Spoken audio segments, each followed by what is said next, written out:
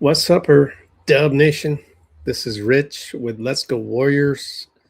I am back from a little family reunion slash vacay, but we're ready now to talk about the next iteration of the spreadsheet, which is the Warriors cap sheet.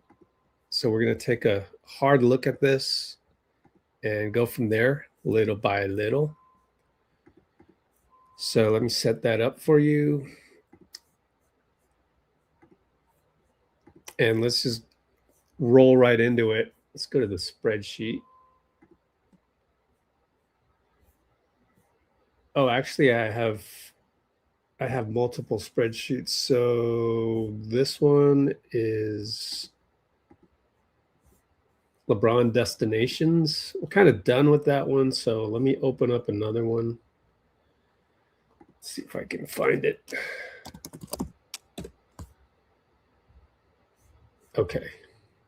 Off-season cap sheets.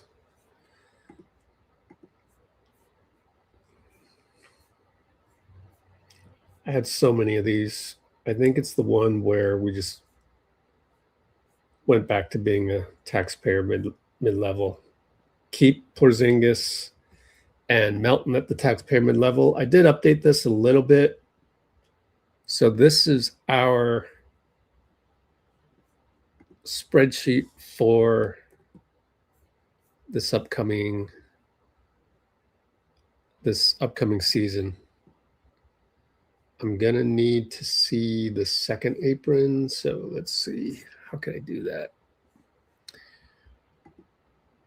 Let me reduce the font size. There, now I can see them all. Okay. I looked up Kristaps Porzingis on Spot Track, and it told me that it was exactly 20 million. Previously, it had been like 19 million and maybe goes up next season, but there's no reason to do that anymore now that Draymond is coming back at his full salary of before. By the way, it is according to Shams Charania, or let's see, and I want to get the numbers right. According to Shams Charania, no, according to Anthony Slater, Draymond was eligible for a formal no trade clause, but he will not get one. It gives him an implicit no trade clause, says Yossi Goslin, my guy.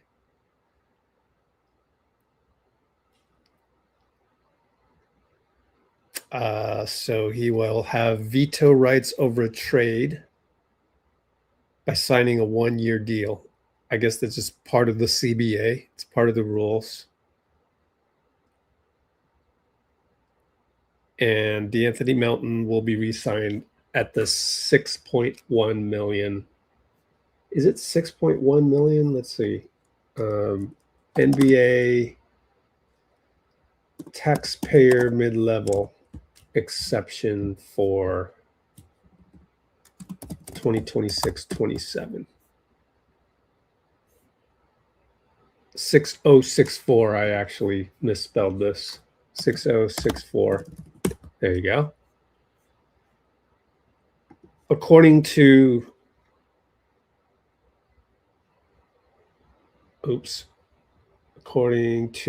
Bobby Marks,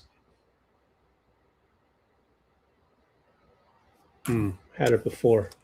Let's go to Hoops Rumors. Somewhere on their site. Hoops Rumors and Hoops Hype are good aggregators, honestly. And we will go scroll down a tad bit. Says here, Bobby Marks. Let me increase the font for you guys. 8.3 below the second apron. So let's just double check that our math is correct. And what they usually do, I don't like to do this because I prefer my way, which is just to fill in these spots with veterans minimums. I don't understand why they don't do this, but they zero these out. Yep, there's your 8 million under the second apron. You see that? 212.6. Actually, it's 9 million. What'd they say in the article, just to be completely on point? Oh, okay. It says it's an $11 million deal. So they're going to keep it at the biannual exception level, I think. So here's what you do. You go to spottrack.com, Anthony Melton, and let's see if they have the details in there. Yeah, 2 years average salary, cap hit. It's an estimate though. So I think Bobby Marks is going to be wrong because he's going to fill this number in with 5,477 million. Let's see. And this is how you can double check people's math. Anthony Melton, 5,477. Yep. Let's see. So Bobby Marks said the Warriors would be 8.3 million below the second apron. I've got 9.7, so I don't know where they're getting 8.3. Huh. Here it is 9.1 million. What's Charles Bassey's contract? Let's see. Spottrack.com, Charles Bassey.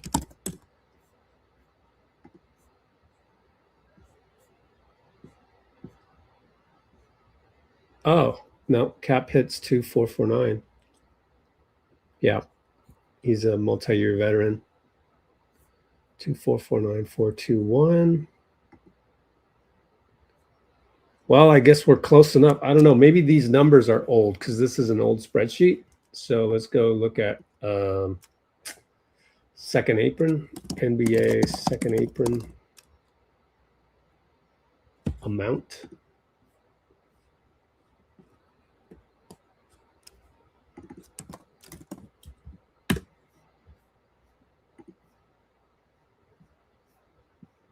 $221,686. Oh, that's why. I had the old estimates.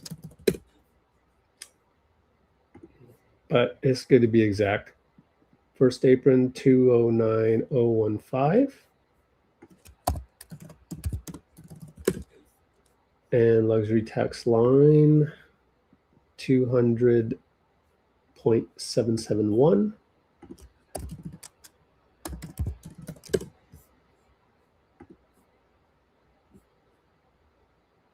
It's weird. The luxury tax level came out a little bit bigger than they estimated.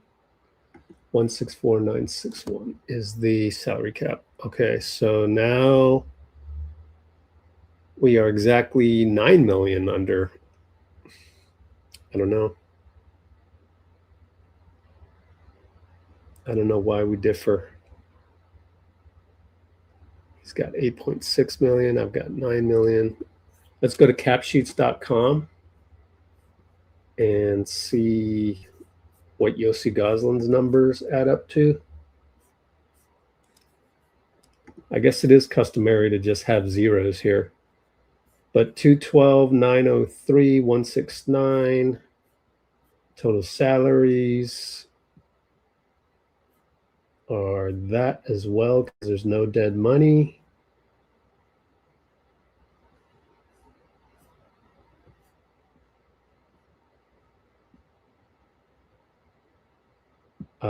221,686. Second apron space 8.3. There's your number from Bobby Marks. So what you want to do is maybe have Will Richard wrong. 2150917. Yep, that's right. The numbers are just a tiny bit off.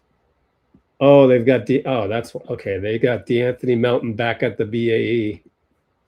So 5477 And I'll bet you we will have the same numbers at this point. 212, 903, 169. I'm still off by a little bit. Maybe it's Kristaps. 20 million, 27, 678, 571. Actually, Draymond should be here, third in the chart. My mistake. Because we had him estimated to be at the non-taxpayer mid-level. 7158. Okay, 26. Okay. Moses, Horford, 682. That's why. Because Horford, I was going off of the previous contract. My bad. This is an old spreadsheet that I'm using. 6822 million. So 6822.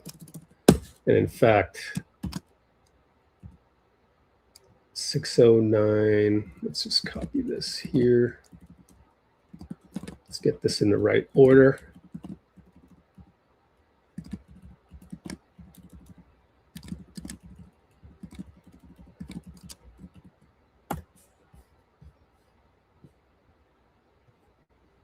Now everything should add up. 212, 904, 729. 212, 903. So I'm off still by a tiny little bit. We'll see. It could be that Yaxel's number has changed since the estimate. 6096240. 6096240. All right, so for the last 12 minutes, I've updated the spreadsheet exactly. 212, 903, 169.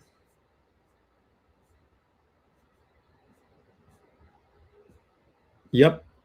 Okay, finally, my spreadsheet matches, and we've gone down every single guy. Actually, D'Anthony, I think D'Anthony's going to make the taxpayer mid-level. Why not? So I think this is going to be a little bit different when the day is done. So let me copy this over. Because right now he is 9th highest paid player.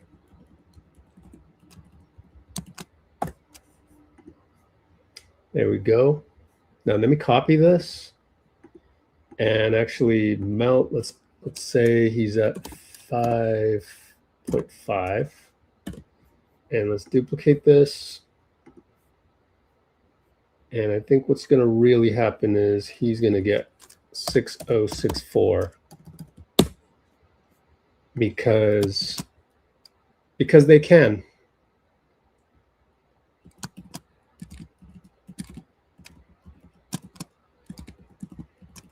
You don't, pay him the biannual exception amount. I mean, you can, because it's less than the taxpayer mid-level amount. But if you can afford the taxpayer mid-level amount, just give him the taxpayer mid-level amount. I don't know that you'd want to set a precedent of paying a guy the biannual amount when he is entitled to the taxpayer amount, although you could shave it if you really wanted to. So this is the real number, and then even more so the real number is this is a veteran's minimum. So this number matches Goslin and Marks. I'm going to call this the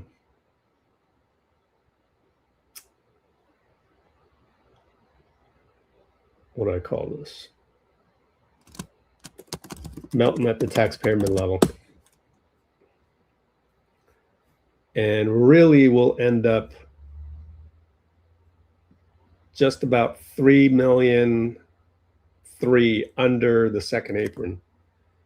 So first of all, we'll add 2 veterans minimums.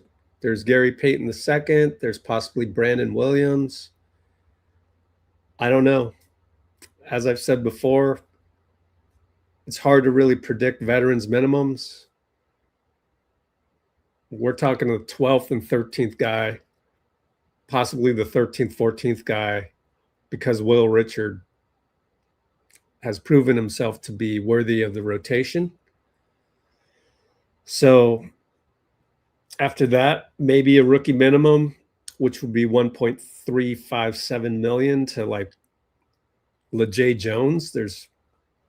You could give that to LJ Cryer, but Cryer's already on a two-way. I guess you could mix and match there. Because then you could have control over LeJay's contract for a couple years. So there may be some musical chairs there between LJ Cryer, LeJay Jones, and Malavai Leons for this 15th spot. Maybe you leave it open. Maybe you give LeJay Jones the third two-way contract. I think he turned it around. I would say his California Classic play was non-existent.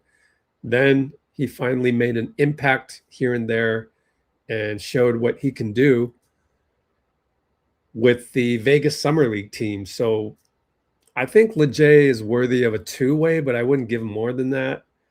And then I know people, during the live streams wanted Graham Ike. I don't think there's another team that really wants Ike that much. So just sign him to a G League contract and hope for the best that, he continues to improve. And then basically, as we've seen in previous seasons, those two-way spots become like tryouts.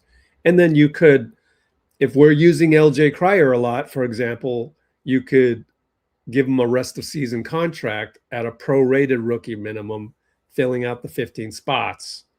So again, this one could be Gary, and this one could be Brandon Williams. I've said before on letsgowarriors.com that Brandon Williams is a close friend of DeAnthony Melton. So I speculated that maybe we have Brandon Williams in our back pocket. We'll see.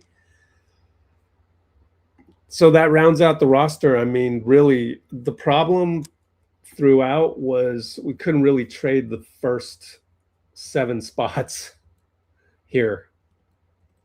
So when you're crippled that much, it's tough.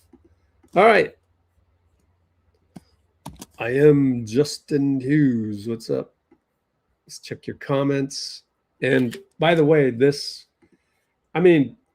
DeRozan would have to come to the Warriors on a veterans minimum to answer your question. I don't see that happening. I think it's more compelling for him to go to Miami. But let's take a look at that real quick. Dean. Yeah, is DeMar an option? Yeah, I don't think he is. But let's take a look at Miami real quick. So that is at the 18.5 mark.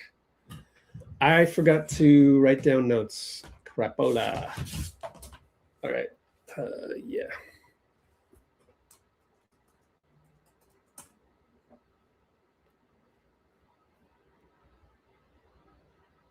So I'm taking some notes. 18-minute 30 mark. Does this mean DeMar is out? And prior to that, I'm taking notes a little bit late. I want that to be documented in my notes. We talked about, we just rebuilt the entire update of the Warriors cap sheet. And we said that there's 2 veteran minimum slots available, possibly 3, being the 15th spot. And again, the 15th spot could be a rookie minimum, but it's sort of a dance of musical chairs with the two-way spots. And I explained how that works. And if I were to guess, I would guess that LJ Cryer, well, it depends on Brandon Williams, right? Excuse me. If we don't get Brandon Williams, then I would expect LJ Cryer to start the season on a two-way because we can. Why promote him when you don't kind of really need to until later? He'll play more. He'll hit a lot of threes, hopefully cut down on the turnovers, turn into more of a playmaker, and then he will get a rest of season contract once we expire a good portion of his available playing time as a two-way. And he could become this rookie minimum 15 slot. That's how I would probably do it. And if it's not Brandon Williams, then I think you wait it out and you see if DeMar DeRozan, maybe something, you don't sign Brandon Williams until you absolutely have to. So let's see how DeMar DeRozan comes about. So now we're really getting into details of DeMar with Miami. So let's go back to the other spreadsheet. And I looked at DeMar on the LeBron Destinations mock-ups. And I looked at Miami. What could they do? They can, I don't want to completely rebuild this from scratch. I'm just going to trust that last time we did a good job and figured out if DeMar could be had. And that was the conclusion for that, was that they could use part of their non-taxpayer mid-level, which they spent 6.5 out of the 15 million on for Tim Hardaway Jr. Well, you can use the rest of that, which is about 8 million, on DeMar and stay barely under the first apron, which are the rules for utilizing the non-taxpayer mid-level. And I think here DeMar comes off the bench.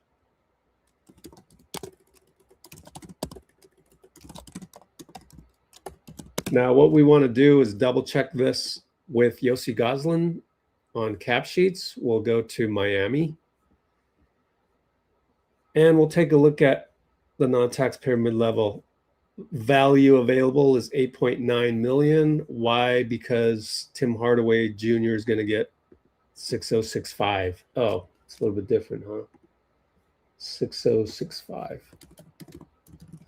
And then what you do is you check this on SpotTrack, because SpotTrack will actually file all of the actual contracts that have been signed. This one might not even be signed yet, but okay, it's a done deal. He got a little bit over the taxpayer mid-level, which is kind of interesting. But because the taxpayer mid-level is 6,064,000, right? So it's interesting how they split the non-taxpayer mid-level. So now you'd think DeMar could make up to, because the non-taxpayer mid-level is 15,044,000 total. And we have that number right here, right? So you'd think that he could make like 9 million, or just under 9 million DeMar could make, but no, you got to stay under the first apron here. And to do that, you can only pay him like 8 million, unless you moved out one of these guys. But then you'd have to fill him in. Like Ryan Conwell is on a rookie contract, rookie minimum. So to me, it looks like they're pretty much stuck with being able to give DeMar 8 million. So if you're DeMar DeRozan, should I play with Miami for 8 million or the Warriors for, well, the cap hit would be 2.49 million, but let's see, 2026, 27 NBA veterans minimum chart. And DeMar has how many years? Let's see, minimum salaries on SpotTrack. Here we go. Let's check DeMar DeRozan real quick. We could go to, let's see, BK Ref real quick. See his years of service. DeMar DeRozan. And he's had 17 years of experience going on 18. Therefore, 10 plus. That means he will earn $4 million, kind of like LeBron. 4.1 million. So do I make 4.1 million with the Warriors, or do I double that and make 8 million with Miami? I don't know. What would you do? I think it'd be sexier to play with Miami, wouldn't it? Although we could sell him on a starting spot, couldn't we? I think that's the more interesting question. Let me see if I can reorganize some of this stuff.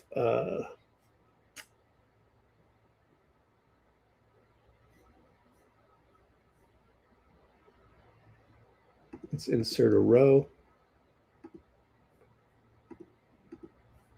Resize column.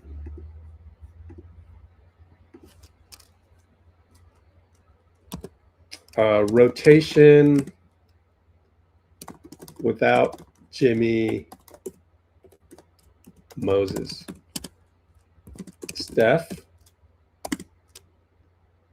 who would you start? Melton? Let's say DeMar. 4. I mean, are you really going to start Wiggins over? Are you really going to start DeMar over Wiggins right here? If you're Miami, can you start them both? I guess you could. No, yeah, you could. You could start DeMar at the 2. Okay, let's see.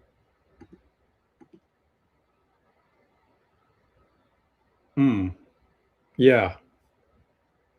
Davion, DeMar, Wiggins, Giannis, and Bam. So if you were DeMar, I think I just play for Miami. I don't know. I don't know. If you were DeRozan, would you play for Miami or Golden State? Golden State's going to be 4.1 million. Because, I mean, if we were a contender, I could see taking a discount to come play for us. But why wouldn't you just make the 8 million with Miami? And in both cases, I just showed you that they could make a case for starting DeMar.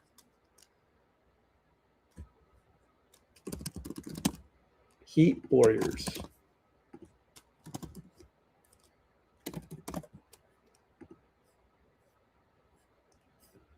So I don't think we're going to get DeMar because that's all we got available. Anyways, to finish this out, we will go like Draymond, KP, and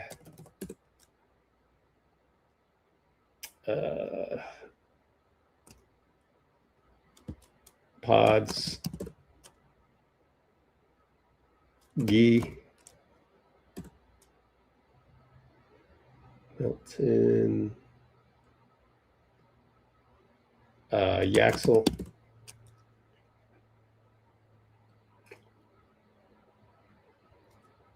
and Horford. And then after that, probably like Will Richard as a guard and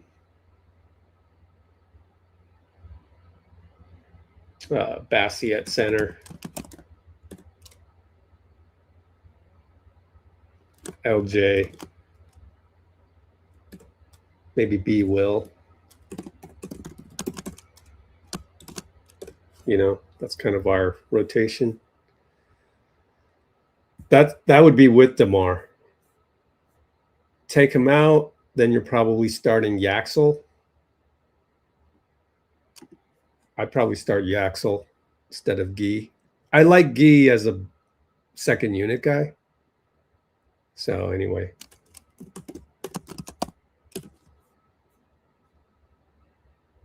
Okay, that's what I'd be looking at.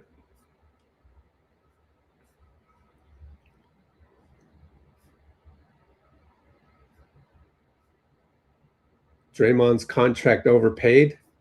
It's not, because you can afford it. Do you see what I mean? Like, if you understand the cap sheet, you just pay him what you can because you can get away with it because you have a cash cow in Chase Center. You just go ahead and do it. And that's what people don't understand about Lacob. We can do it. So you pay Dre the max you can pay him because you can.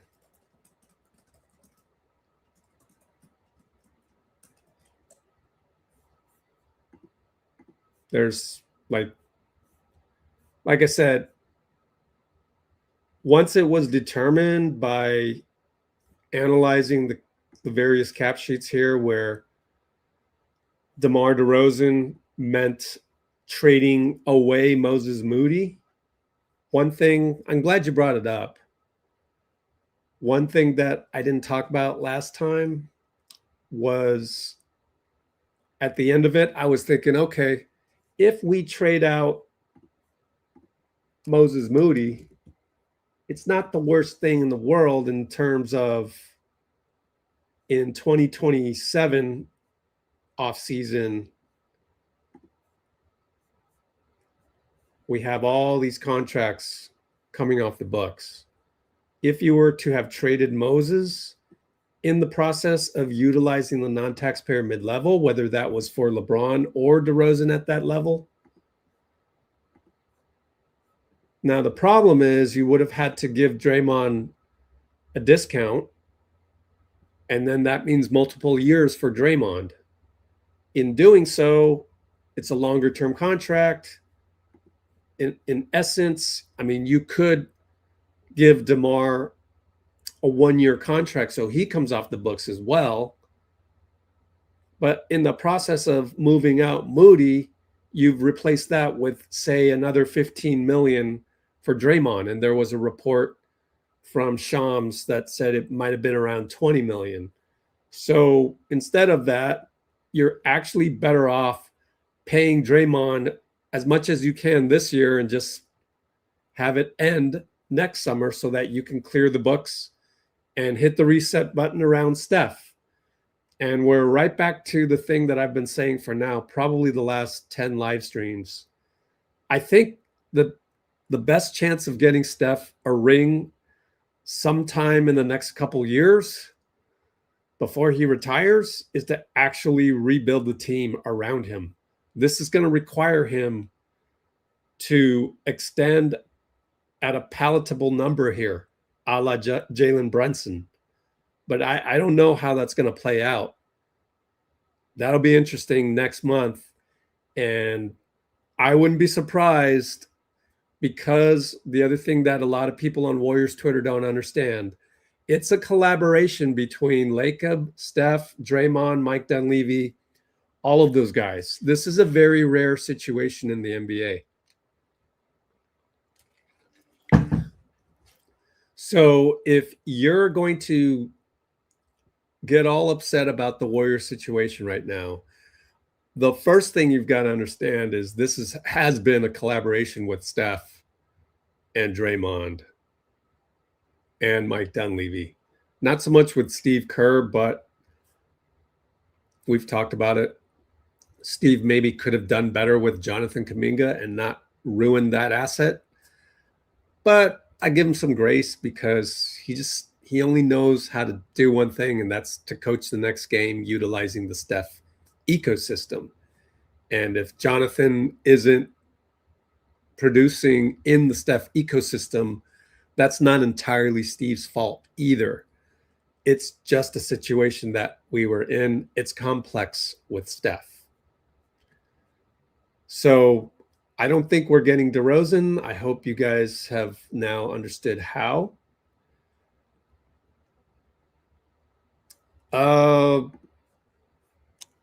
Ochai. Let's take a look at that one. I think Zaire Williams picked the right team because the Lakers are a lot more exciting to join than the Warriors. And that's just what happens when all of these guys are injured or old. You can't move the top 7 contracts. So let's see. Let's take a look at Ochai.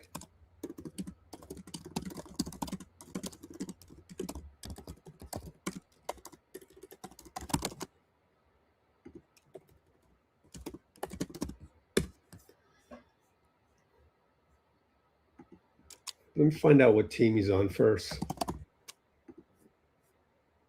Toronto, right? Oh, Brooklyn. Okay. So let's go to Brooklyn on Hoopside. A little bit easier just to get an overall view first and then drill in little by little. And we got to go to last season.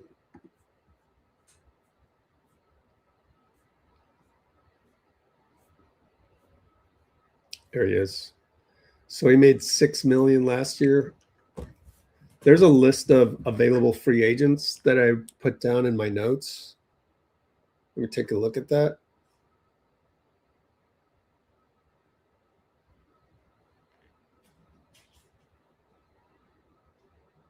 Agents.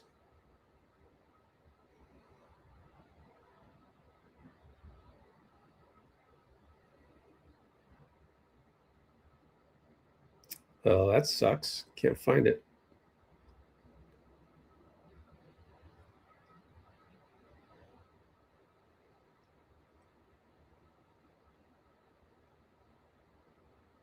Huh.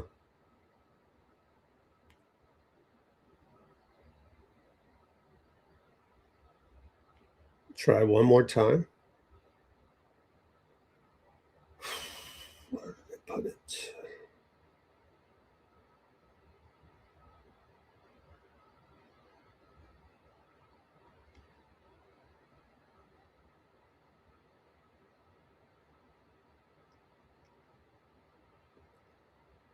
List of available free agents. Everything's a mess.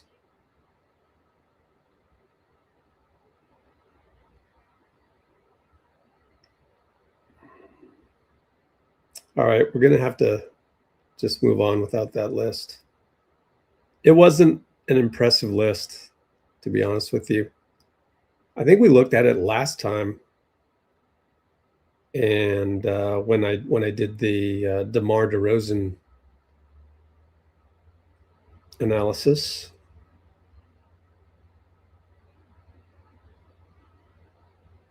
Damn, I don't know what I did with it. That's upsetting. Okay. One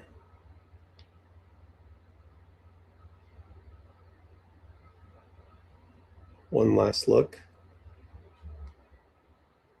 Ah, there it is. I found it. I put it in the wrong place. Come on. Found it, though. That's the good news. List of free agents. Well, Ochai isn't even on this guy's list, so I don't know what to tell you. Justin Hughes, like, minimums are minimums. 6'5" shooting guard, huh? 3-point percentage, 349, career 339. How's his defense? Let's look up NBADraft.net coming into the league. Ochai Agbaji.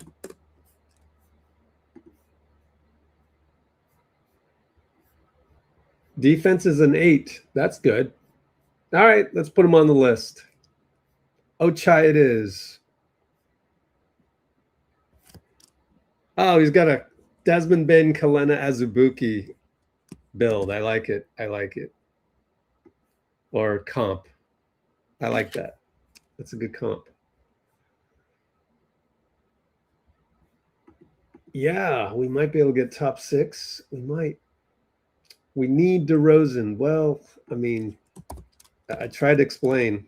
I tried to explain the cap sheet ramifications of DeMar at the non-taxpayer mid-level. I'd rather have a healthy Moody next summer as a trade chip than Draymond, actually. Yeah, rebuild from scratch next summer. Washington, huh? You said Washington? Well, let's take a look. All we got to do is go to Yossi Goslin, Washington Wizards, and let's see where they're at. They're under the tax, so they can use the non-taxpayer mid-level. Yep. They're comfortably under the tax. Yeah. At this point, I might go to Washington instead of the Warriors as well.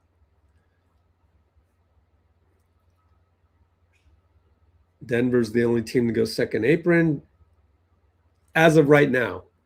Yeah. He's a walking bucket. Who's a walking bucket? Oh, DeMar.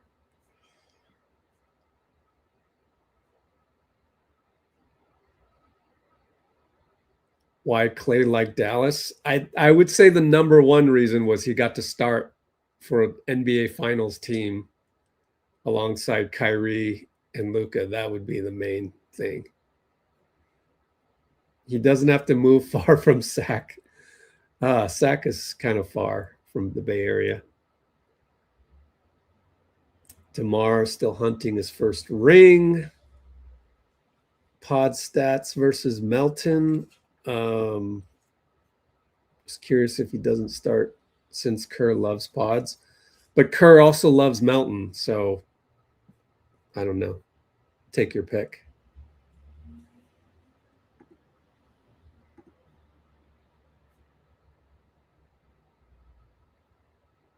Bassie will play the most minutes at 5. Have to disagree with you.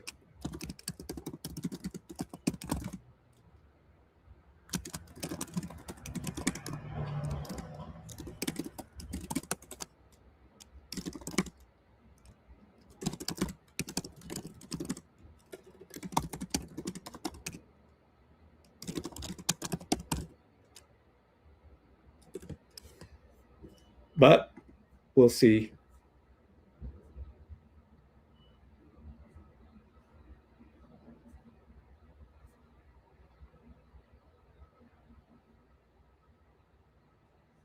I mean, my thing with everybody throwing the Warriors under the bus, like, what was the move you were going to make? Just say what the trade is and let's go analyze that trade.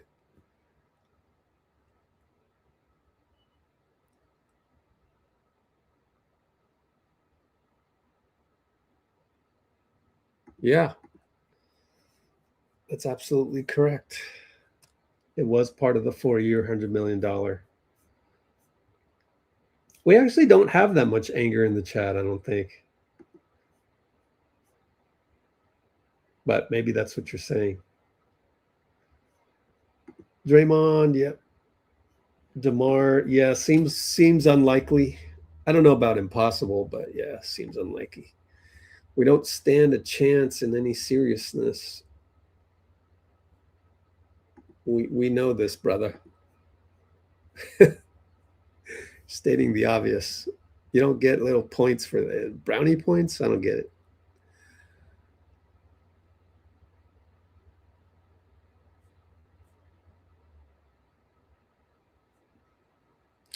Jimmy and Draymond are expiring, exactly. Well, that's a report from Kevin O'Connor, and I don't know what to believe anymore.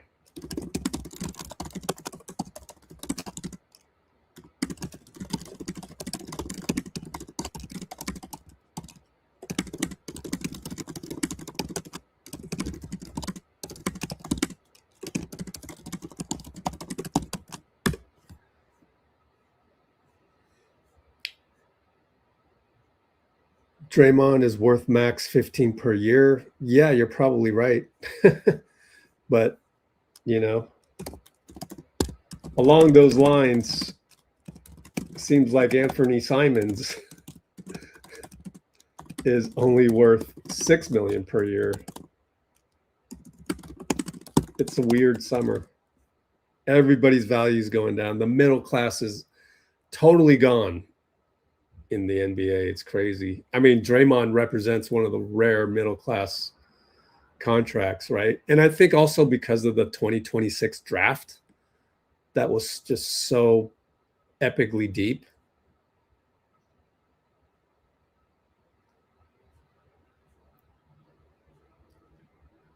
We could trade Moody for JK. Oh, yeah. Yeah. I don't think JK is going for that.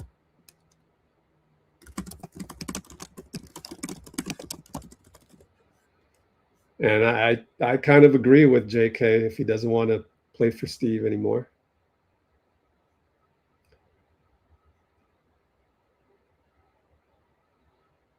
This is the Kobe Lakers.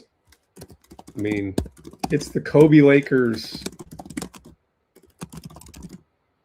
if we did not have the ability to hit the reset button next summer, but we do.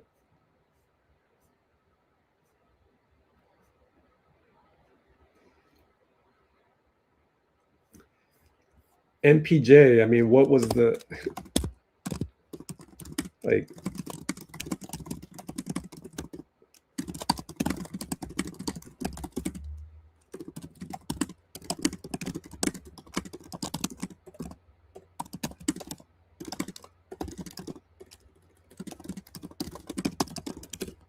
do you realize that MPJ makes a weird amount to salary match? So if you're complaining that we didn't want MPJ, what was the deal? 38 million. What were you going to trade to get to 38 million? Moody and JK?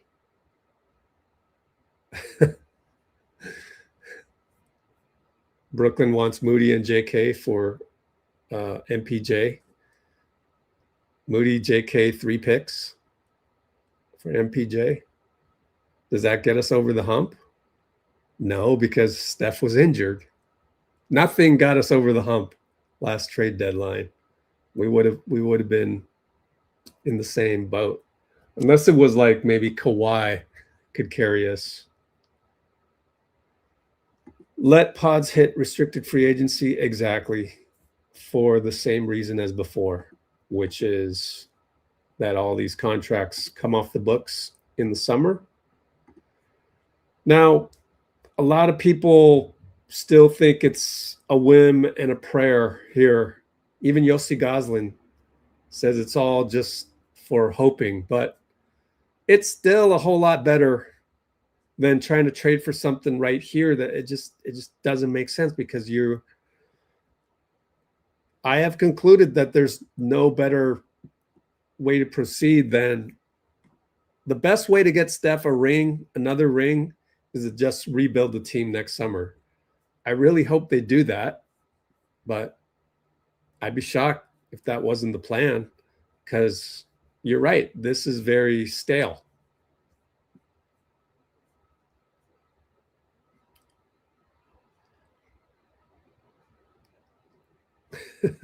Yeah, we need to get B. Will. Thoughts on Westbrook? Yeah, good question. That's a good one that I haven't really thought of much. Why not? And maybe that's why it's taking so long to figure out these last veterans minimums.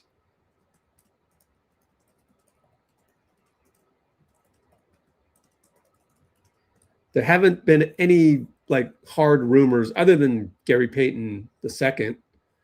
I believe it was Shams or Slater that said there's mutual interest to bring back Gary. Still, there's one more veterans minimum slot beyond that. Would you rather have B. Will or Russell Westbrook? let's see. Let's end that previous poll. And let's do a poll on Westbrook versus Brandon Williams. By the way, how old is Westbrook? Let's make sure of that first. Russell Westbrook.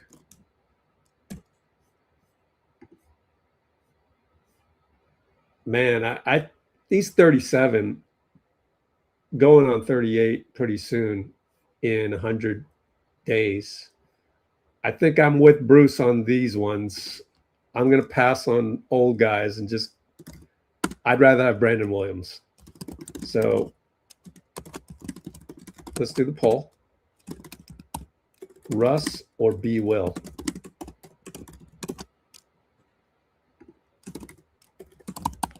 Westbrook, B. Williams.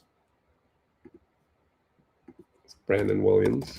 In case you don't know who we're talking about. Neither.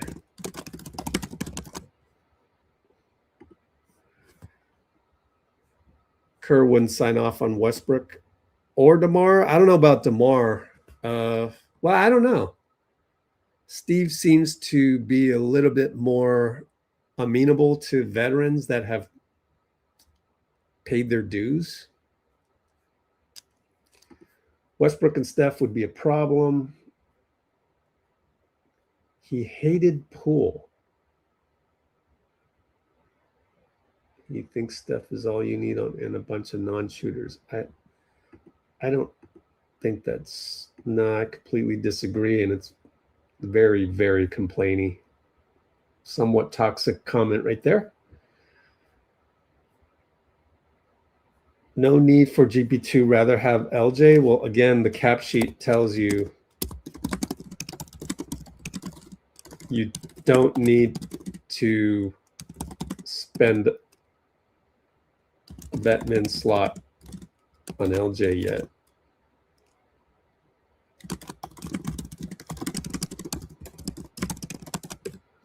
It's about the spreadsheet. It's not sometimes these last few spots you have to take into consideration the salary cap ramification. It's not just a straight, who do I pick to play on the playground? It doesn't work that way because we've essentially already picked LJ to be on the team. He's a two-way. When you're a two-way, you've signed your life away at the two-way level. And that was for 2 years, this being the second year. So if I get you on a two-way, then I got you on a two-way. And there's going to have to be further circumstances for me to convert you to a regular contract. Oh, GP2 said that? When did he say that? That's a good one.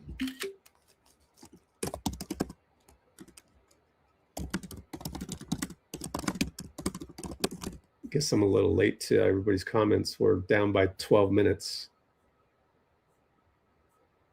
All right, Bruce.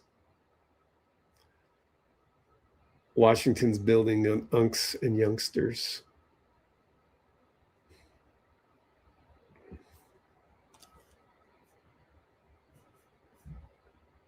Golly, dude. Stop it already. No more Warriors Twitter stuff, please.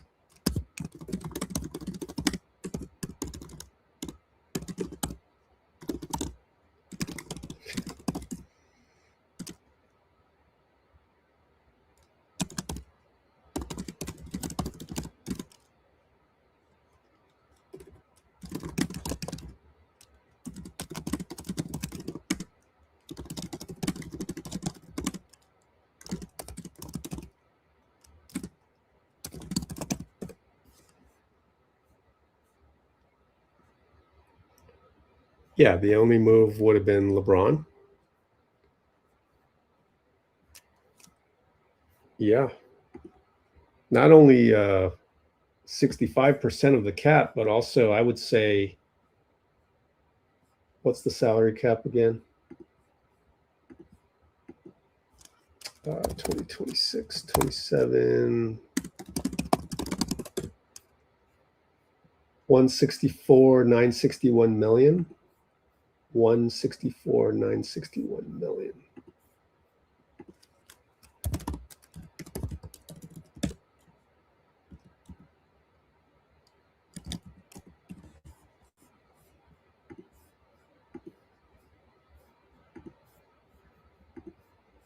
Okay, so there's the salary cap.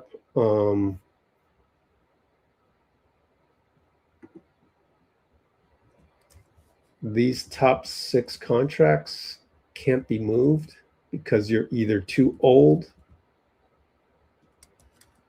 or you're too injured.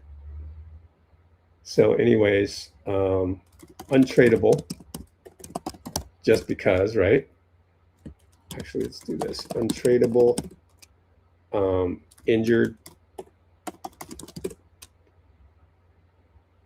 old. He's not that old. Let's say he's injured, old. So I can just do this.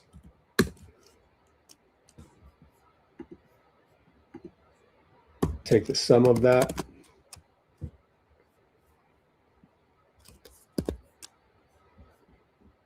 And go this divided by that. I need a percentage, format number, percent. 113% of the salary cap. Actually, we should just take 100. I'm sorry, the total amount, which is D16. 85%. So you're saying 65% of the cap, 2 players, and they're old, and one of them's injured. But not only that, I just did the spreadsheet right here, which says 85% of our salaries are going to guys that can't be traded because they're either too old or they're too injured.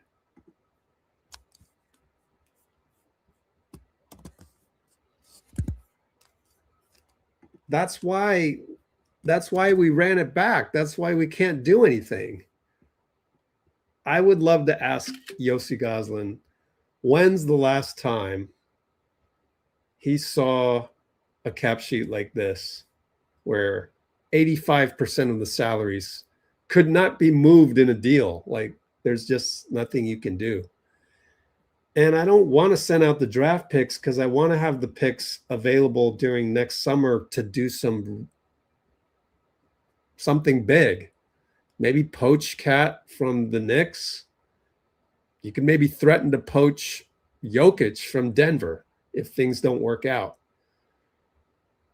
Maybe you could find a way to poach Brandon Miller from Charlotte. It's just,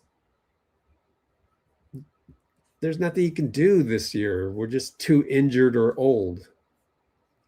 Lauri Markkanen, well, we tried before, and we didn't have much. We tried like Kuminga and Pods, like we didn't have anything for him. But the major problem is mainly I want to be able to rebuild the team next summer.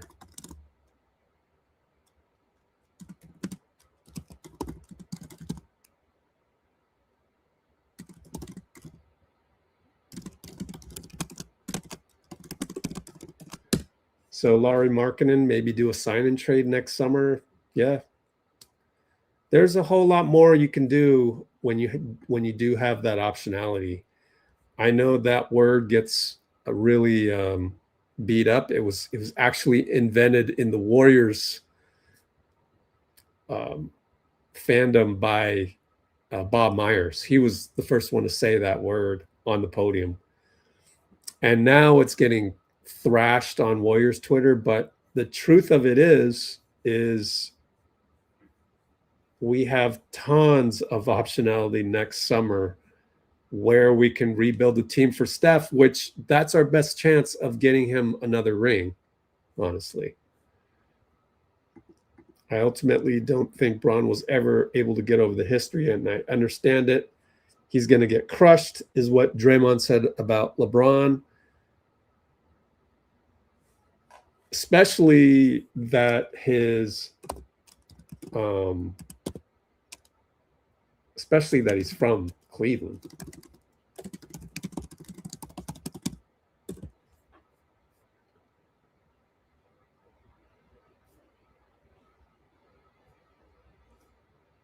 Yeah. Interested to see what happens. Like,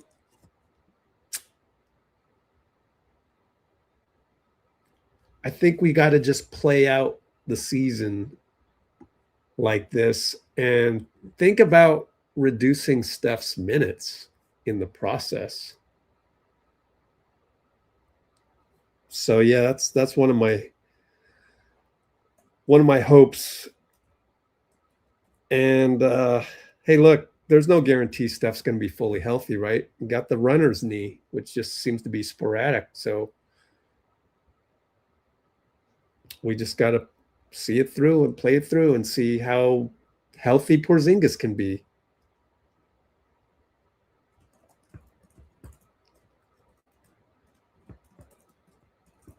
Everybody knows that the goal has been 32 minutes a game for Steph. What if we really cut that down further? Why don't we do a poll on that? Looks like you guys want Westbrook. Wow. All right. Barely, though. Barely. It's a close one.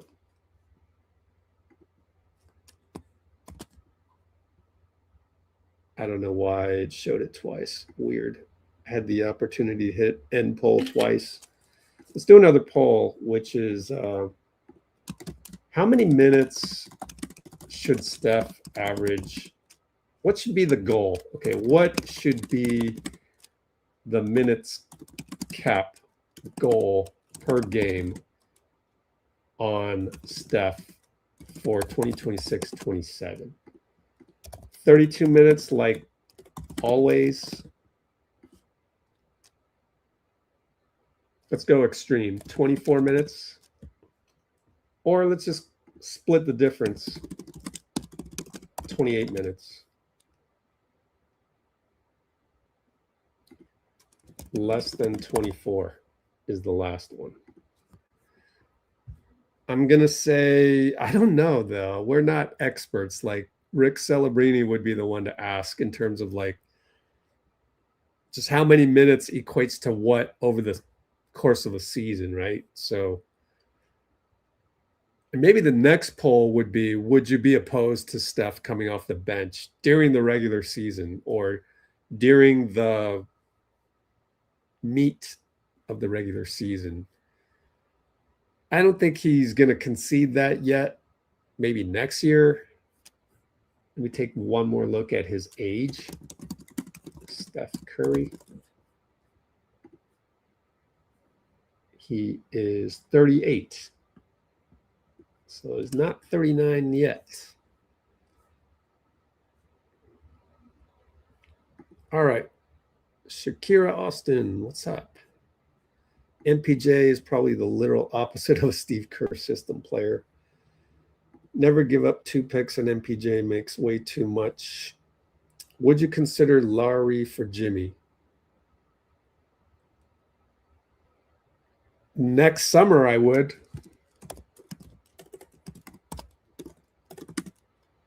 Not now for Lowry, but yes, next summer. Open season. Open hunting season.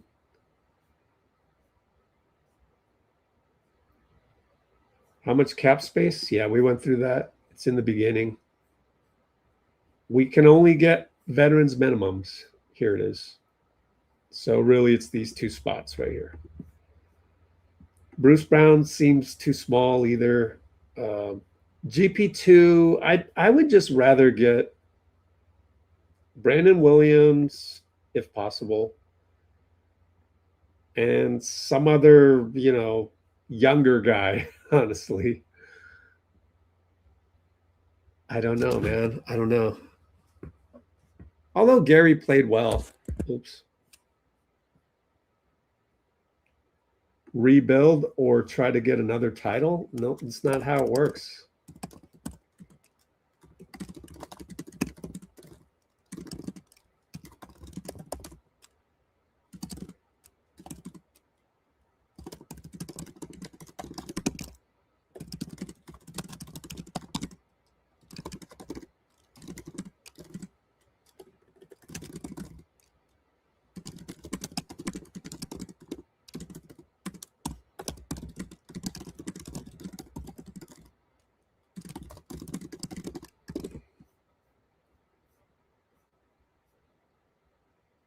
Man, I guess Westbrook is quite popular. I don't know. I guess he's dynamic. He's a dynamic player. Westbrook signed with the Kings. Okay, well, then that's that. One quick way to look that up is to just go to Spot Track. Russell Westbrook. Check out his contract.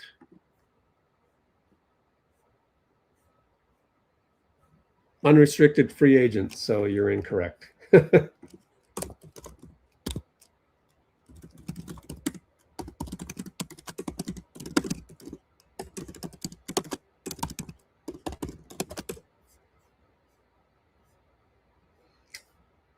Great locker room guy. Oh, Gary. Oh, Gary. Okay.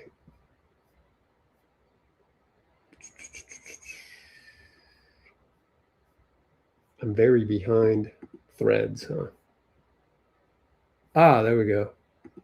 Oh, nice. Good one. Thank you, Dean. That's a good one. Yeah. I like it. I'm going to send a DM to myself to remember to post that one later. Thanks, Dean. It's on our Discord over there, which is kind of in limbo right now.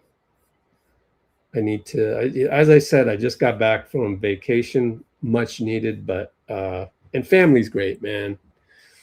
I hope some of you are, or most of you have the benefit of appreciating your own family. And especially if it's a big family and you get to, jive with a lot of them, no better feeling. Does Seth come back? I think that one's easy to answer. I would say no. What can you do? He's injury prone. Yaxel gonna get some reps. What else we got here? DeMar is the only free agent that makes sense. Roll with the same squad, but older this time. Yeah. Can you show the free agents list? Yeah. Let me show you. For next season. Well, we're gonna do a whole. Promise you. We'll do a whole live stream for that.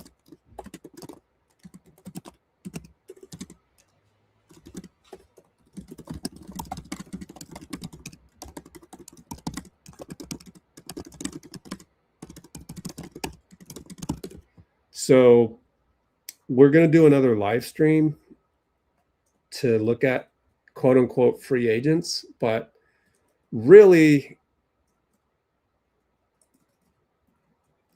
actually, we're going to do two live streams. One is going to be all the deals that Warriors Twitter swears we could have made, such as Jaylen Brown, Anthony Davis, Trey Murphy.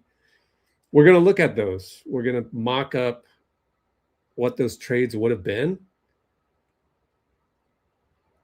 I mean, it's kind of just, I've already looked at them, and it all comes back to this summer of 2027 having cap space.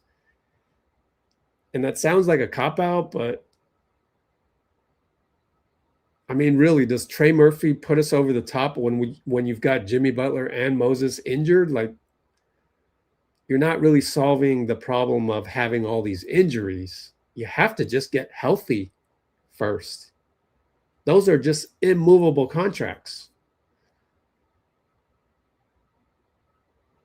I would say it's even more immovable these days than it was to move DeAnthony Melton back in the day for like Dennis Schroeder. Plus, you don't have a whole lot of second round picks to play around with. And yeah, that part really hurts us.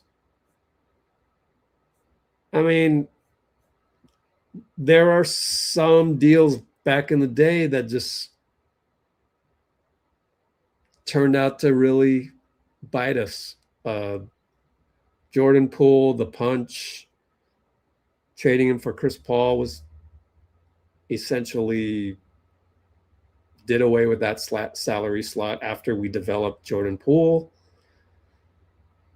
Oddly enough, we developed Jordan Poole in the Kerr system for Steph, and he's turned out to be way overvalued all of a sudden. And that season, it was Tyler Hero that set the bar, and Tyler Hero is also overpaid too. Second round picks, we just really don't have any, right? Just the one here.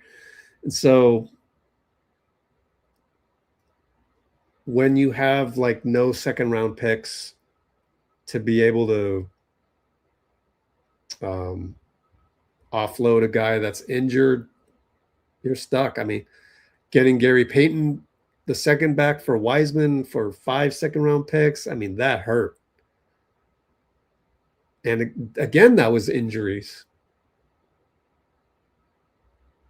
I don't know how, is it just luck with draft picks? It might be. Some guys just get injured and it's, there's no coming back from that. James Wiseman,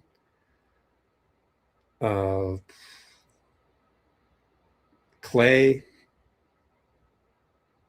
man, it sucks. Otto Porter, although we rehabilitated him and he helped us win a championship as one of the starters in 2022. So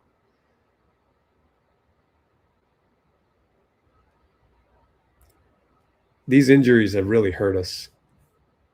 Who's going to play back-to-backs? Let's see. Well, where's my rotation?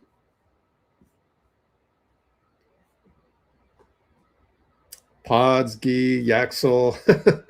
Draymond can play back-to-backs, right? Let's take a look at Draymond's back-to-backs. He's pretty durable, all things considered. He just needs to be excited about a game to play well. That's the problem. Let's check the back-to-backs here. There's one. There's another. Played 2. Didn't play that one. 2 out of 3. 3 out of 4. 3 out of 5. Yep, we're literally going to go through all this. 3 out of 5. 3 out of 6. 4 out of 7. I'm the only one on the internet that would do this. 4 out of 8.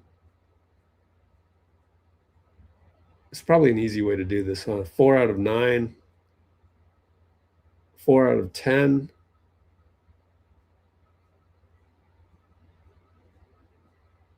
4 out of 11.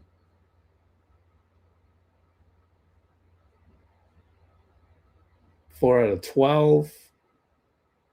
It's not looking good all of a sudden. 5 out of 13. 6 out of 14. 7 out of 15. So Draymond played 7 out of 15 back-to-backs.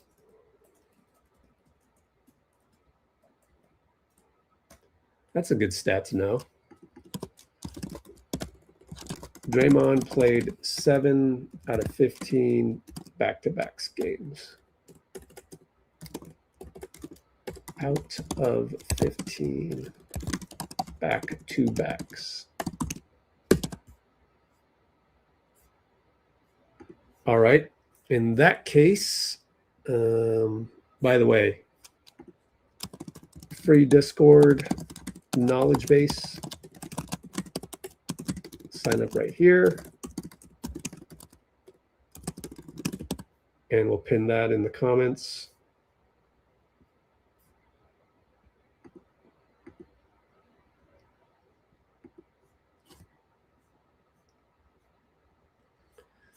Okay, Draymond played 7 out of 15 back-to-backs, going back to the rotation spreadsheet here. Yeah, a lot depends on KP, right?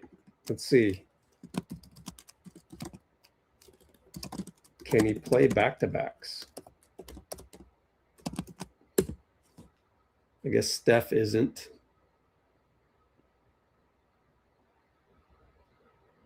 DeMar is remarkably durable, so that'd be nice if we could get him.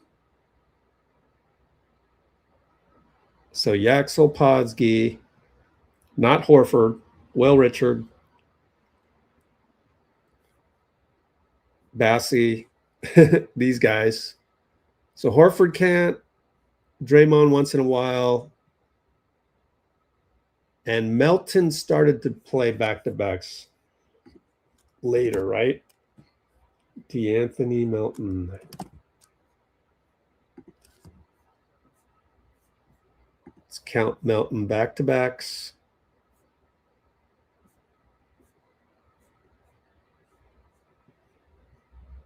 There's one. That's it. He only played, I believe, 2. He played 2. Yeah, I think it was only those 2, huh? Pretty safe and sure about that. Okay, so Melton played 2 back-to-back games. I think he'll be better now.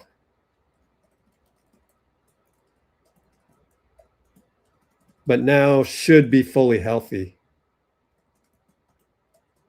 from the ACL. That's the good news. The bad news is that Jimmy Butler is going to have to go through that as well.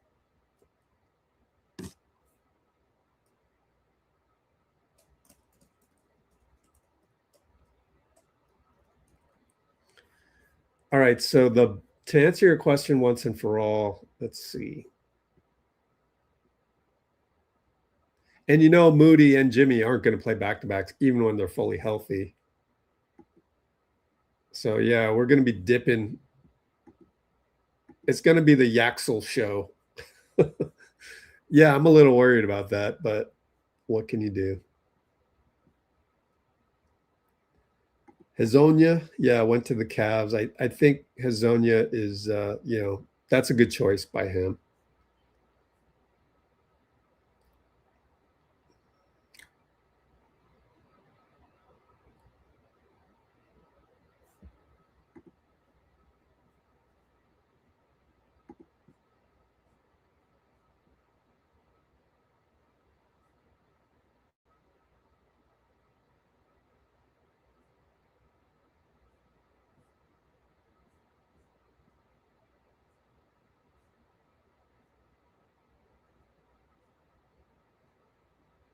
Best bet is Brandon Williams. Yeah, I think that would be cool to get Brandon Williams.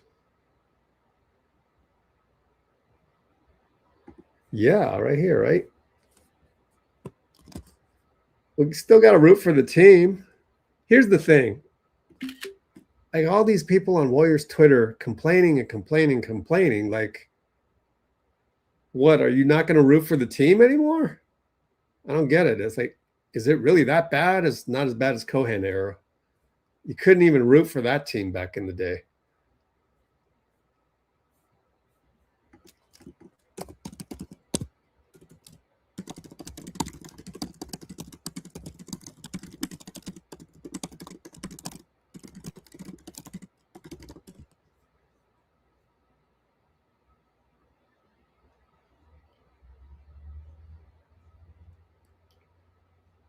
All right, cool. I think I caught up on some of those.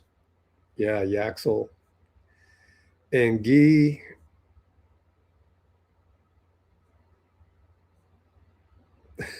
Yeah, Bruce.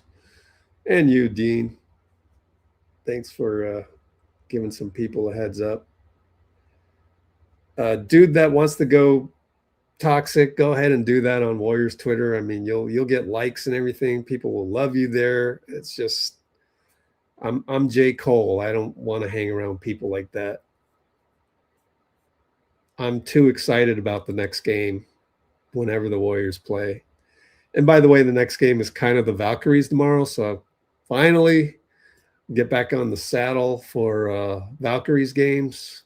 No pun intended, as those are Valkyries riding Pegasi.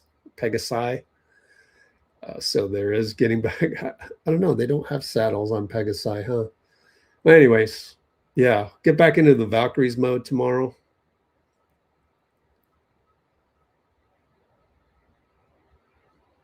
Yeah, what if Kawhi Toronto falls apart? I've been told that it won't fall apart.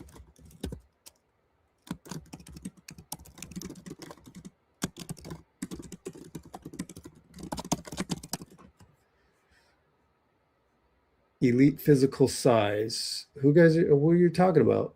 Explosive athleticism, deep shooting range. Oh, Mario. Okay. Izonia. Yeah, EuroLeague MVP. Okay.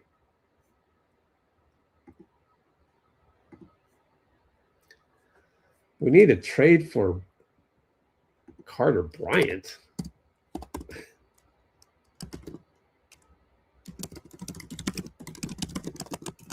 That doesn't make any sense. Why doesn't it make sense? Why would the Spurs do that? Who are we trading for Carter Bryant? Like Pajemski? Like that salary match isn't going to work.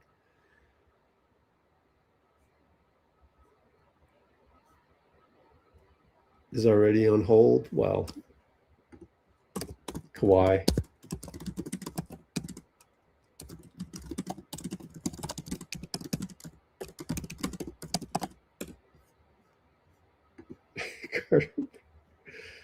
Carter Bryant can score 50 points per game. Okay. Let's see.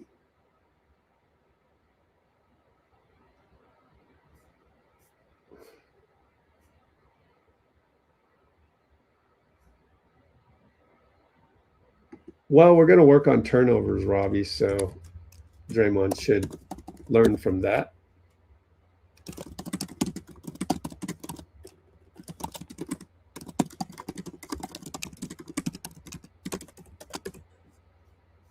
Yep, Payton might be one of the veterans minimums right here. That's why we got Gary. If we get rid of Pods and GP2, we could offer DeMar their salary. Yeah, but it doesn't work that way. That's where the CBA comes in and rules for trades and free agents.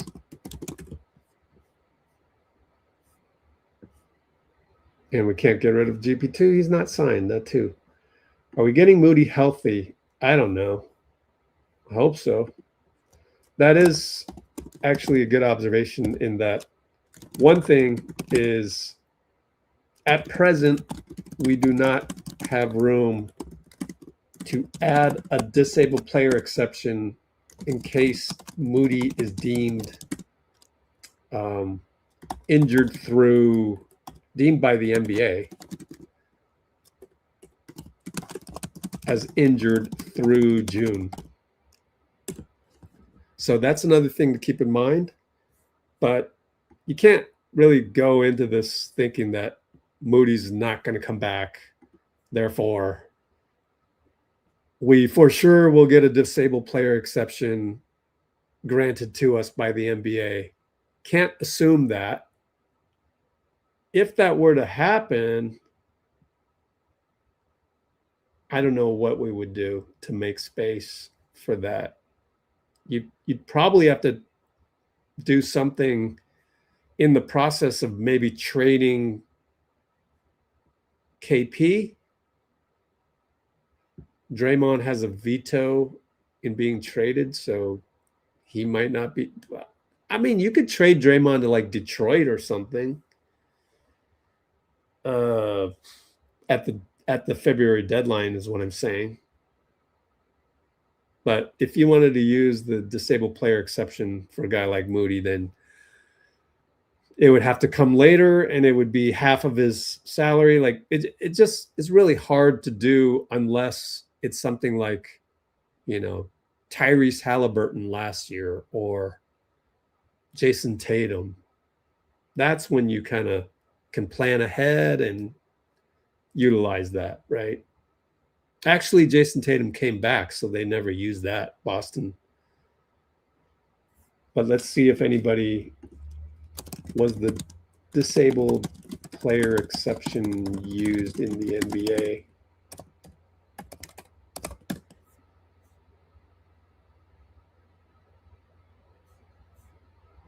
Derek Lively. These are small contracts, though. Moses is making $12 million, so that's a lot. Yeah, they didn't even do one for Tyrese Halliburton. It's very hard to fit people in that way. Disabled player exception tracker, huh? Interesting.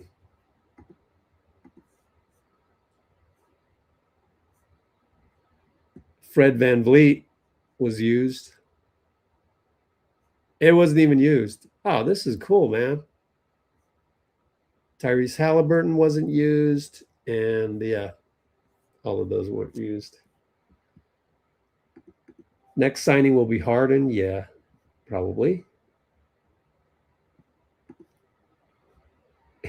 There you go.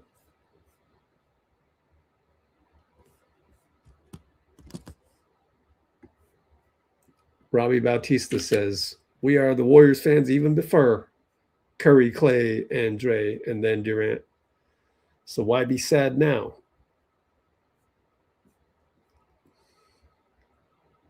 Caitlin Chen, Chinsanity. Can we get Caitlin Chen on the Warriors? Oh man, who has better moves?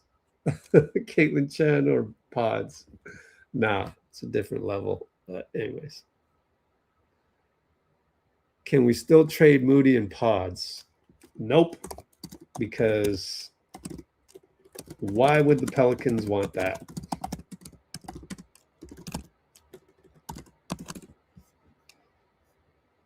I mean, yeah, you get the picks, but let's just wait until next summer to do that.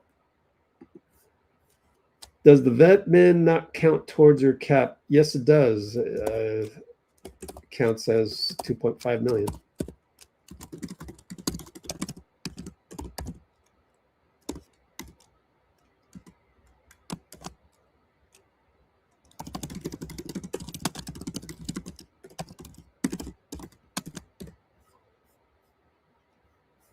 The price of Brandon Miller is going up after this season. Exactly. We want it to go up. When you have cap space, you want prices to go up.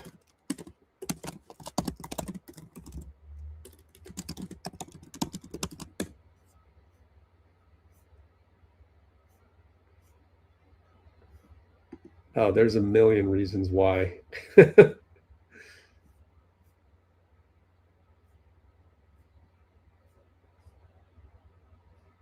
I know, right? I don't think they look that bad if they're fully healthy. I agree with you on that. And we're the only place on the internet that would dare say that. So, see, this is the one place on the internet where you can feel safe for typing something like that in. How do exceptions? Well, depends on how do exceptions affect your cap. Depends if you are over the luxury tax line, and then if you're in between first and second aprons.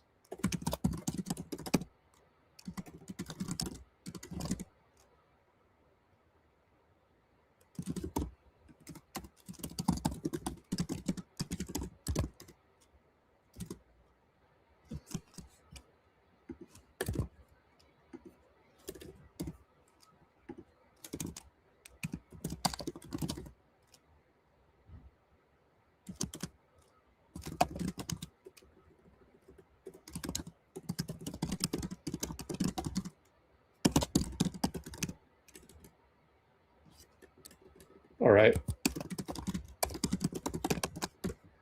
So that kind of explains the cap sheet part of it. Yeah, did we accomplish what we set out to do? We wanted to look at the cap sheet with Draymond on it, making what he's making, which is right here. We wanted to analyze if we could get anybody else like DeMar and what that compares to other offers he might get. And it looks like the Washington Wizards can give him a full mid-level at 15 million. It looks like Miami can give them whatever's left over in the non-taxpayer mid-level for them, which was used 6 million of with Tim Hardaway Jr. So about 8 million for Miami if they stay under the first apron, which is a hard cap for using that non-taxpayer mid-level, which kind of answers Sinil 18's question as well. So we looked at that and we concluded that DeMar probably would pick Miami. He'll probably get to start as the second. He'll probably get to start as the starting two guard with Wiggins at the 3. So for the Heat, it's Davion Mitchell, I think, at starting point guard. DeMar, Wiggins, Giannis, and Bam. Is that championship caliber? Probably not. But in comparison to the Warriors, we're probably not championship caliber. And yeah, even if you're, aside from being a toxic Warriors Twitter fan, if you're another player, you're looking at that roster and you're going, okay, well, they're very injured. Steph has runner's knee. He only played in 43 games and they went 37 and 45. I saw some very respected journalists lose it recently and throw the Warriors under the bus. I don't think any of them understand this cap sheet.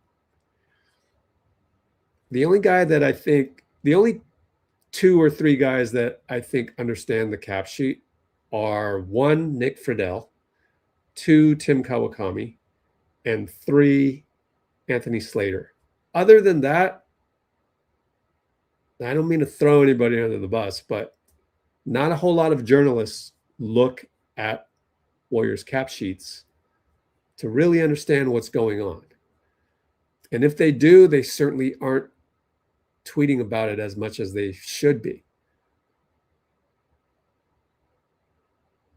I do want to go over a couple things. Yossi Goslin and Sam Quinn recently went through some scenarios for the Warriors that, quite frankly, do not make sense at all. However, I understand it from their point of view. These guys are very, very cap sheet centric. So they're going to make a lot of cold decisions based on numbers and draft picks and balancing things out with talent, young talent, up-and-coming talent, what have you. They proposed trading Draymond to Philadelphia for like Embiid as part of the deal. So I think it was Porzingis and Draymond.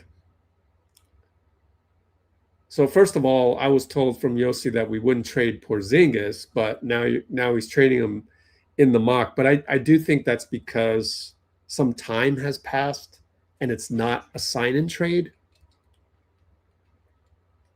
So I do think that Yossi was correct in telling me that we would not sign and trade Porzingis back when we made the $20 million per year deal for 2 years. I get that.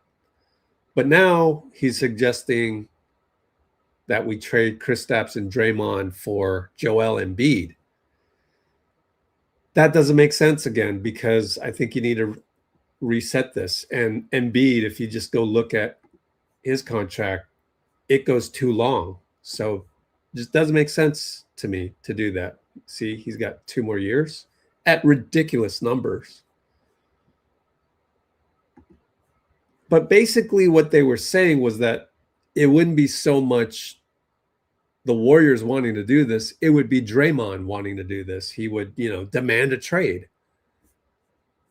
Well, the thing that they don't understand is that Steph and Draymond are Warriors for life. So I think we need to turn it on its heel and just be thankful that we do have this collaboration with Steph, Draymond, Joe Lacob, and Mike Dunleavy, that they're going to try and stay Warriors as long as they can. I think what will happen in August is Steph is not going to do the extension, but I think it's a collaboration with Mike Dunleavy, Lacob, and Draymond, just to see how much of a discount he should give as far as next summer. And he will be one of the first ones to get extended, but it'll be next summer. We need to know what the numbers are and what sign-in trades and free agents we might be able to get. Whether that's, I'm hoping for Cat and Brandon Miller. Maybe I should do a mock-up of that. We'll do that 2 live streams from now, just to see if we can. Let's see. So I think that's around the corner. And I also think along those lines, I would be surprised if Pod's got an extension. I think it behooves us to just say, hey, look, we're not going to give you the extension, and it's going to be Jonathan Kuminga all over again. It just is. But we can afford to be in a Jonathan Kuminga situation next summer more so than we could last summer.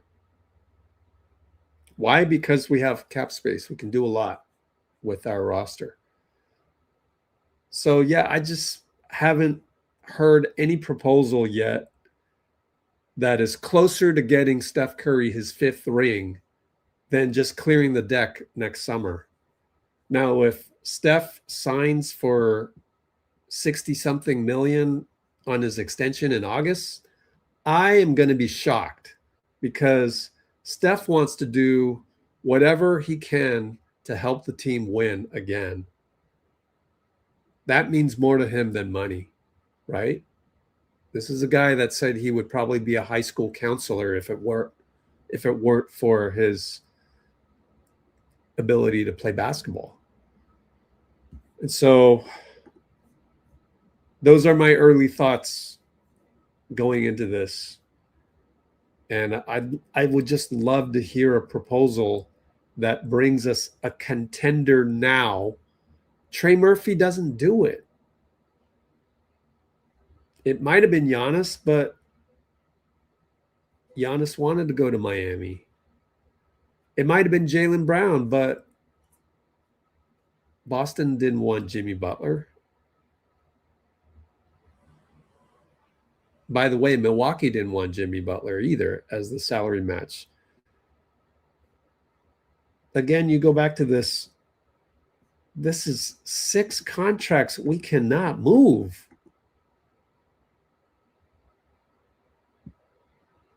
We just can't move these.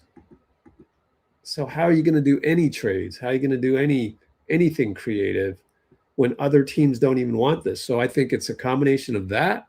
It's a combination of the 2026 draft being so deep so as to stall the market. Like, people don't want to pay Colin Sexton. They don't want to pay Anthony Simons. They don't want to pay Jonathan Kuminga. They don't want to pay Payton Watson. He just got offered 70 million over 5 years. That's the only thing they could do. That's only 14 million a year. That's so underpaid. The whole middle class is shot in the NBA. But you know what? Also, LeBron's going to Philly for pennies. Yossi and Sam Quinn did a estimation where you're getting 7 times his value. So they actually think he's worth about 28 million, maybe 30 million, the way that he's produced. So you're going to get a $30 million player. I mean, just look at Wiggins' contract. He's 30 million. LeBron, obviously, you would rather have LeBron than Wiggins. I don't think there's a single person out there that wouldn't rather have LeBron than Wiggins, even the Miami Heat. So you're getting that kind of value, and yet literally the market cannot pay LeBron more than the veterans minimum on a winning team like that. You could say Jaylen Brown is overpaid. Definitely Paul George is overpaid. But that's what happens when the first and second aprons were implemented. And they were implemented to mess up the ability to just overpay for your squad, which is what happened with the Warriors in 2022. If you go look here, they were one of the top. They paid the most, 178 million that year. And it was very top heavy with Steph, Clay, and Wiggins making 113 million out of 178. What is that? 63% of the cap. How much did Cat make? Cat, Brunson, and Mikhail. Let's take a look. So that was 113, 63.5%. And the Knicks just won with, let's take a look. Oops, 25-26 season. OG Anunoby and Jalen Brunson. Okay.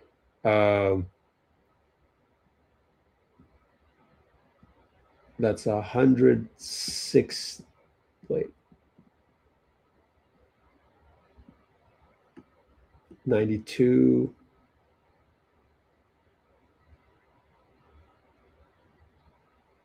$130. Can't add.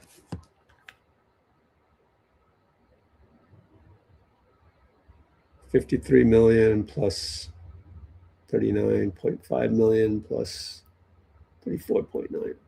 127 million out of 207. 61.5%. Their top 3 players were less than the Warriors paid their top 3 players.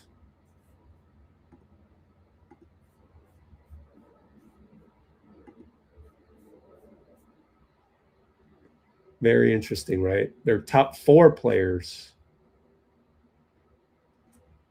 or probably even more than that, but I'll add those up some other time.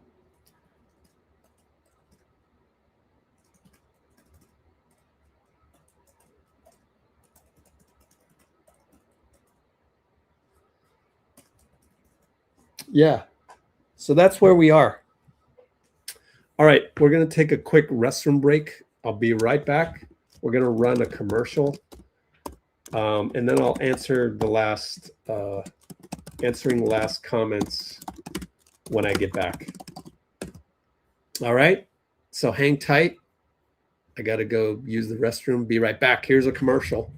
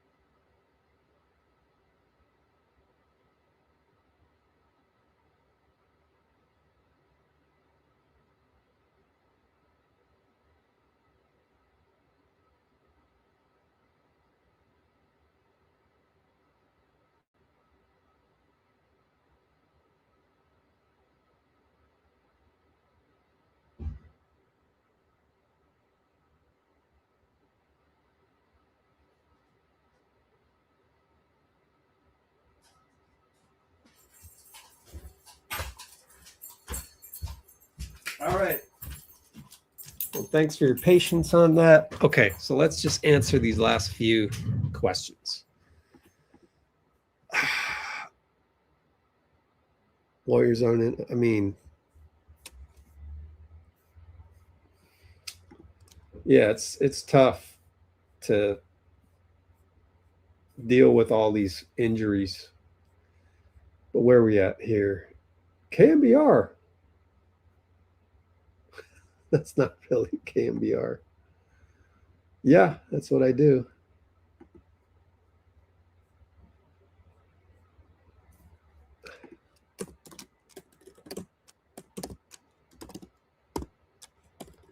It's not the actual KMBR though.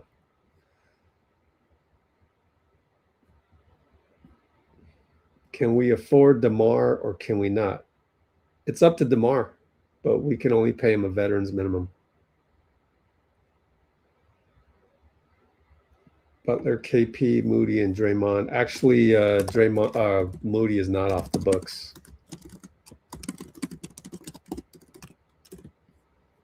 But everybody else is. The MLE went to DeAnthony Melton. Taxpayer MLE. And that's right here.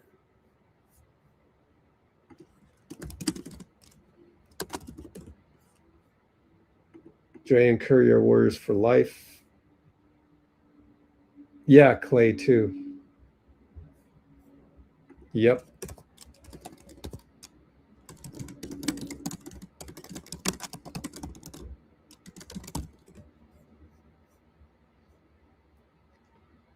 Why Dre didn't recruit DeMar? What I analyzed with the cap sheet was that to get DeMar, Dre needs to be extended long term with the discount, and you have to trade Moody. It's better to have healthy Moody locked in for 1 year next summer than Draymond. Hope that makes sense. Like, to get DeMar at the non-taxpayer mid-level, just like you wanted LeBron, you would need to trade Moody out. In doing so, trading Moody out, you're removing this. Let me show you. You're removing this 13 million from next summer's docket. But to do that, just like we had in the LeBron exercise right here, you need Draymond to take a discount all the way down to the mid-level to fit everything under the first apron. Actually, this didn't even work. We had to, you have to trade out Moody because we're over the first apron. In doing that, you lock in Draymond at 15 million and possibly more after that on a partial guarantee, let's say. So if you're locking, Draymond's not on this cap sheet yet because Hoops Hype hasn't updated it yet. But if you were to extend Draymond, then this 13 million that was Moody would turn into 15 million for Draymond. Would you rather have that next summer, or would you rather have a more tradable Moody? I guess it's debatable, but I can see why you just say, screw it. Let's keep Moody for next summer. What would you rather have next summer? Moody at 13 million or Draymond at 15 million? I think you'd rather have Moody at 13 million, Draymond at 0, than Draymond at 15 million and you don't even have Moody on the team anymore. That's just basically a spot that gets lost.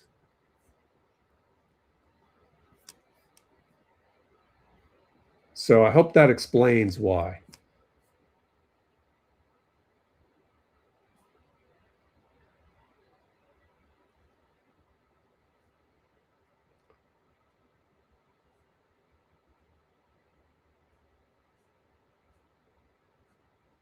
If Sixers get bounced by the Knicks, I know, right?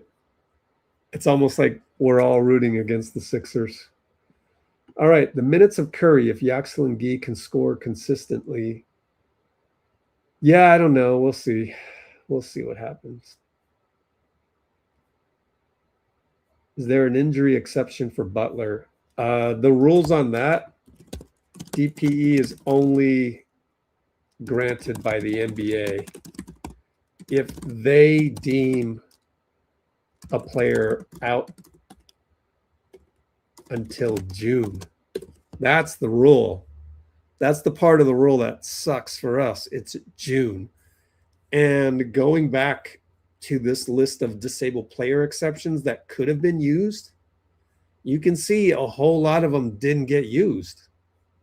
In fact, none of them got used unless they were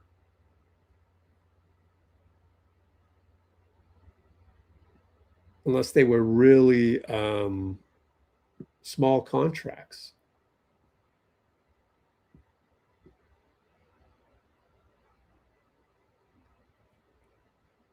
See this? DPE requirements.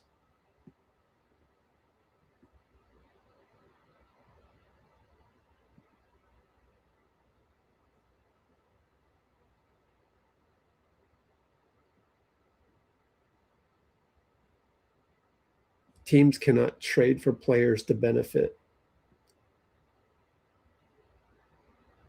Disabled player will be injured for the entire season. And it has to be via trade, waivers, claim, or free agent signing. Yeah, so I guess they could trade somebody. But then Moody would have to be out the entire year.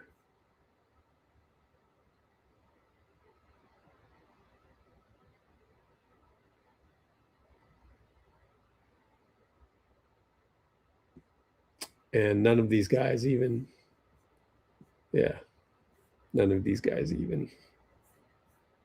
were made into disabled players exceptions.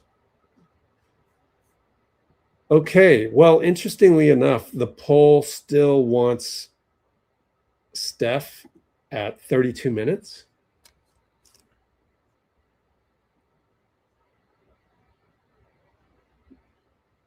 And then tied were 24 minutes and 28 minutes. Interesting.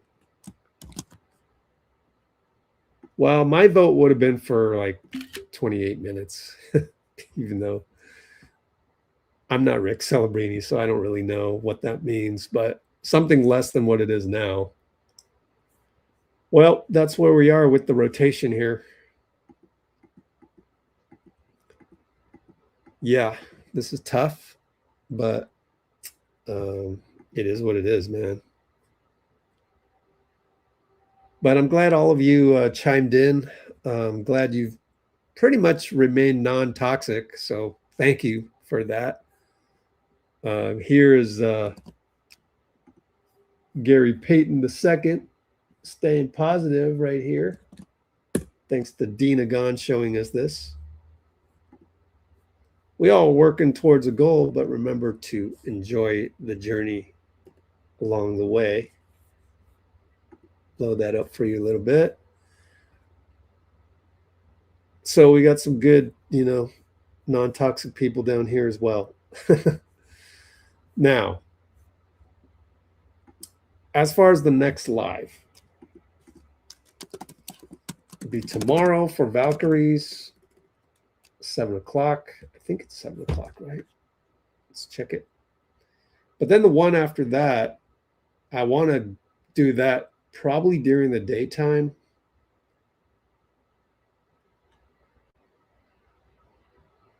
Yeah, 7 o'clock against the Phoenix Mercury at Phoenix.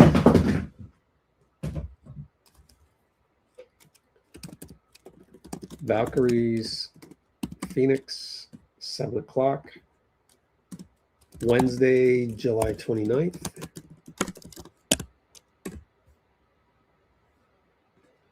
Next cap sheet live, I want to do Thursday.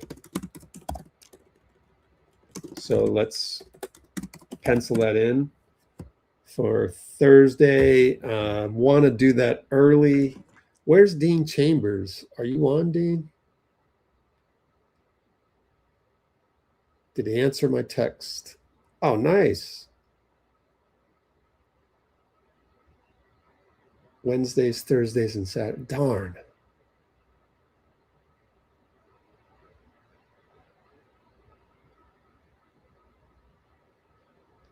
So before 3, let's see. How about 12 p.m.? What time is 12 p.m. your time, Dean?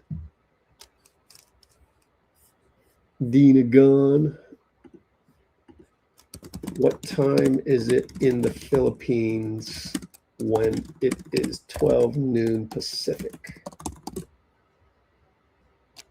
3 a.m.? Oh no, how are we going to do that?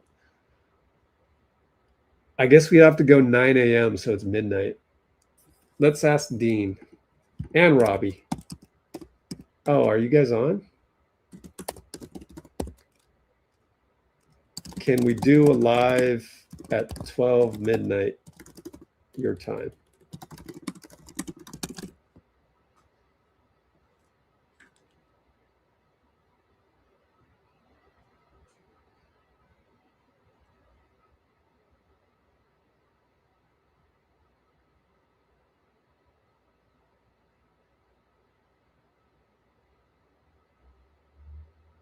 I'm texting Dean right now.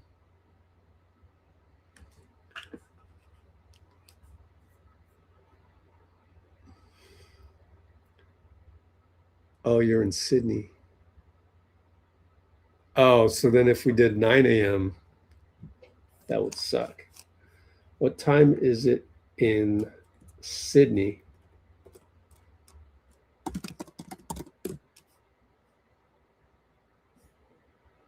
5 a.m. So 9 a.m. would be 2 a.m. That doesn't help you.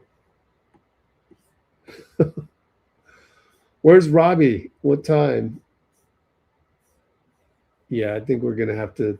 I don't know. Whatever time Dean Chambers can do it. Yaxel, save us. Yeah, I hope so too. Well, I appreciate your positivity on all that stuff. I think you're one of those guys that's going to root for the team, thankfully. You know? Oh, I should show you the Yaxel. So don't forget to join the Discord. Look at the pinned comment to join the Discord. Let me do this.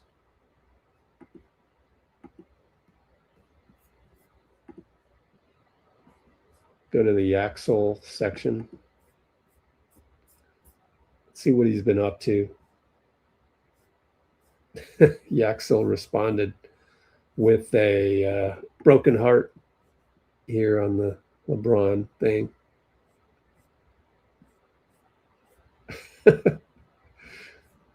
Yax is funny.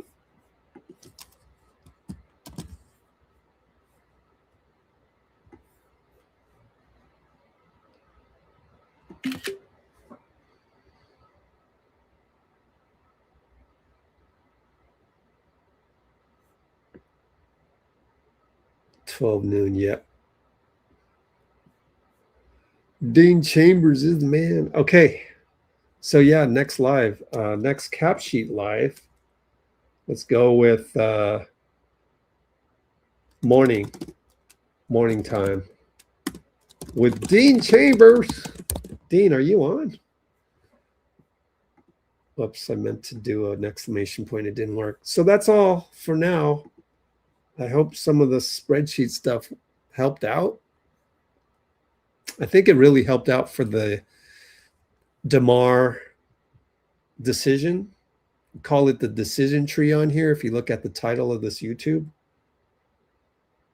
And is there anything else I wanted to add? Let me see. Real quick, just to end things.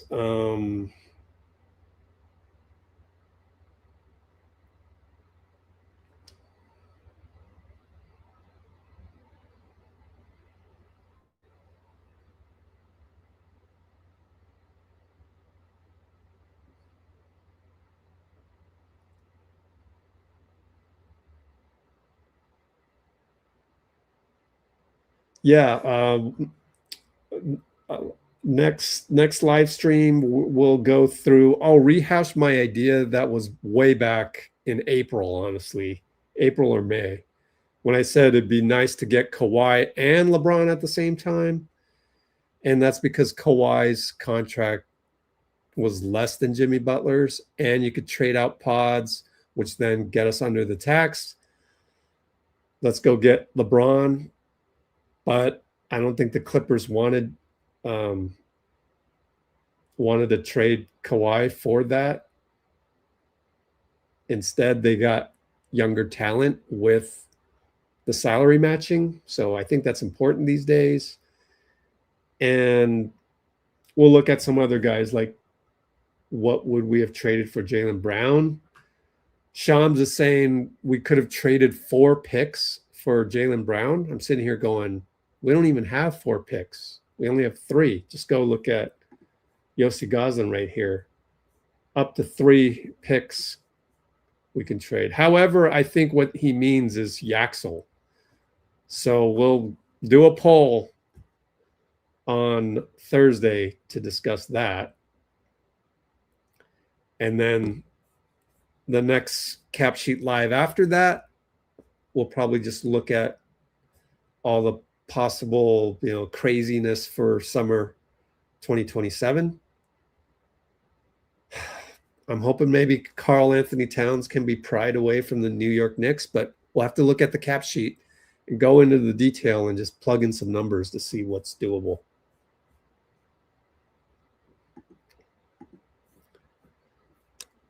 Sometimes you do.